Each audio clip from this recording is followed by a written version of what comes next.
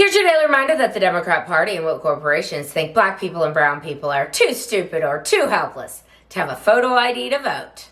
My fellow patriots and you filthy leftist stalkers out there, welcome back to my channel. My name is Angela Box. You're watching Angela's Soapbox, where I always say what you were thinking. If you're not subscribed to the channel, please consider hitting that subscribe button, liking or rumbling this video, commenting on this video, and of course sharing this video, especially with your filthy leftist friends, because they truly hate my guts, and for me that's a badge of honor. Okay, this is kind of a weird, this video is going to be a little bit of a, I don't know, a little bit of a rabbit hole, I guess. Like a little bit of dots connecting for me in my fertile mind. So, the sea turtle killing plastic straw. Let's just give it to this guy. I don't even know. Let's just give it to the CIA. Because they got their paws in so much crap and so much dirty stuff around the world that we are going to find out and that we are finding out. So let's discuss. Okay, so I'm going to say, okay, we're going to do a little connect the dots here.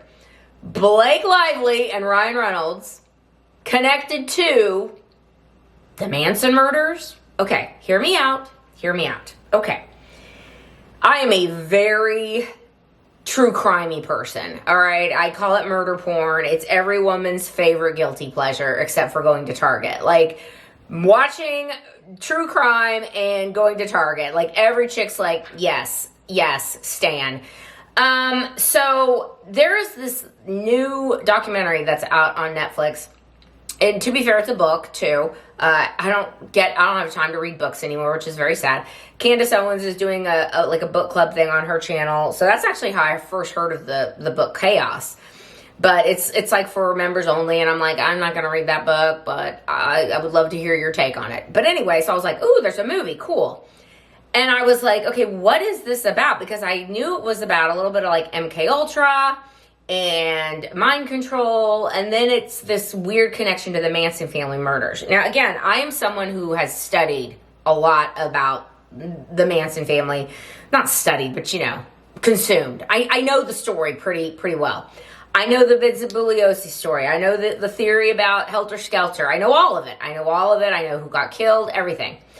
What was very interesting about this documentary and book was by a man named Tom O'Neill and a man named Errol Morris, who's evidently an Academy Award-winning director who directed this thing. He was like, okay, look, there's something very strange about this whole story, because Charles Manson was very bright. He was not a stupid man, and he did have some musical ability. Basically, in the Haight-Ashbury area, he gets out of prison, goes to Haight-Ashbury in 1967. At the same time, there is this doctor named Dr. William Jolly who is doing these. He's basically using a clinic in the Haight-Ashbury area, ostensibly to like help people with venereal diseases, but in reality, it was like monitoring them and like doing weird mind control things on them, allegedly. And it was just like right in that era of when Manson came in, and Manson would come in with his family. And the idea is that they were like, wow, this person, Charles Manson, is an incredibly charismatic person. He's able to manipulate people really quite remarkably. And so the theory that Tom O'Neill had was that our government was basically going to use someone like him, or was trying to find a Manchurian candidate or someone like him to essentially start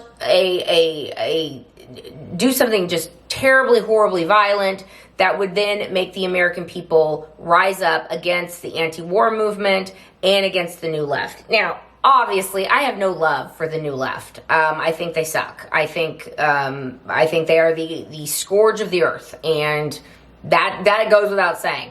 However, my mother, who was very much a Republican, she was against the Vietnam War too. So there was some overlap there. But our government shouldn't be in the business of like fomenting social unrest, whether it's on the right or the left. Let's just stipulate they shouldn't do that. So the theory is that if we could get someone to do something so horrific, that would basically make the American people totally turn off to the hippie culture, essentially. Okay? Now, here's where it gets interesting. Bobby Beausoleil, who was one of family members of Manson. And Manson kept him around because he was good looking and he could get girls. And that's what he wanted. He wanted all the girls. Bobby Beausoleil, who is the murderer of a guy named Gary Hinman, and he is admitted to it. He's in jail. He's never going to get out of jail. And he said that basically this whole helter-skelter theory was poppycock. That it was made up. That he's like, Manson just wanted people. Manson didn't want snitches. And the way that he understood, because he was brought up in a prison culture, that the way you don't become a snitch, or the way basically you don't get told on, is if someone else is also implicated in something. So essentially Manson's like, okay, I'm gonna make you and you, Susan Atkins and Krenwickel and all these people, and Bobby Beausoleil and Tex Watson and all these people, like, do something that basically is gonna make so that they can't tell on Manson. Now,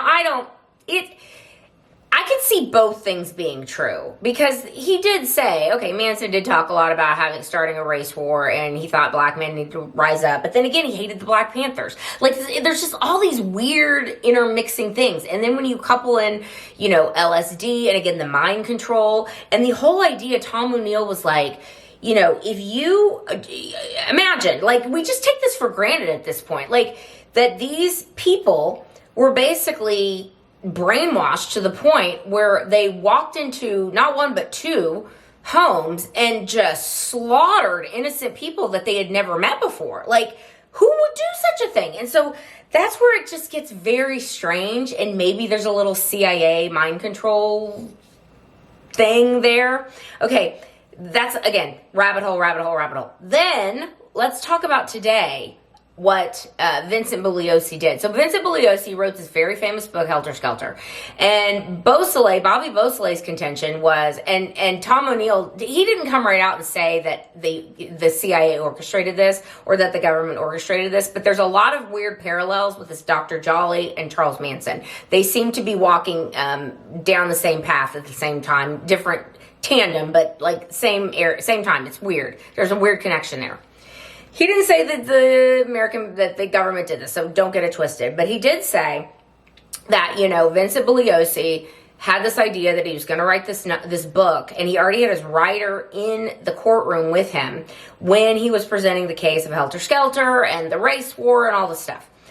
So then he writes this book, and it's, it sells like 1 billion copies. He sells the movie rights. He's a bajillionaire. He'll never he can dine out on this the rest of his life. And I remember Vince Bugliosi, Democrat, by the way, would go on lots of different shows talking about different crimes. And then something that was very curious to me, because, again, as a fan of Helter Skelter and as a fan of that book, and thinking that this was the real story, then to have Vince Bugliosi, towards the end of his life, write the definitive, quote-unquote, Lee Harvey Oswald book, basically saying that Oswald killed Kennedy and there's no other explanation for it. It disappointed me, because I was like, there's just too much there that doesn't make sense. And so I'm like, that's interesting. So now that we maybe understand that the whole Manson family murders maybe weren't what we thought in the first place, and that Vince Bugliosi kind of came up with this idea, and then he's also a guy that writes a book making sure that the CIA is not implicated whatsoever in John F. Kennedy's murder. It was interesting. Okay, now let's connect it to Ryan Reynolds and Blake Lively, this stupid case that everyone is still talking about, and we'll continue to talk about, because if Blake Lively was smart, if Ryan Reynolds were smart, instead of being the malignant narcissists that they are, they would say, all right, this has gotten way out of control. Maybe I overreacted, let's settle this. They won't do it. They have hired a former CIA deep state actor, a guy named Nick Shapiro, who actually is connected to the 51 intelligence officers who signed the famous disinformation memo saying that the Hunter Biden laptop was fake.